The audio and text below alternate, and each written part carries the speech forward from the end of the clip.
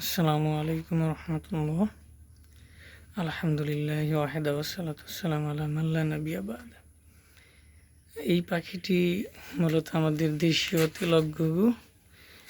এটার বাচ্চা ছিল খুব ছোট, বাসা থেকে পড়ে গিয়েছিল। এক পর্যায়ে আমার এক ছোট বোন, চাচাতো বোন, ও পেয়ে আমার কাছে নিয়ে আসে। পরে আমি এটা নিজ হাতে খাওয়াইয়া এত বড় হয়েছে। মানে এখন অনেকটাই বড়, আলহামদুলিল্লাহ। এটা আপনাদের দেখানোর জন্য ভিডিও করলাম। এটা যখন ভালোভাবে খেতে শিখবে এবং উড়তে শিখবে, তখন এটা আমি ছেড়ে দেব, মুক্ত করে দেবো ইনশাল্লাহ।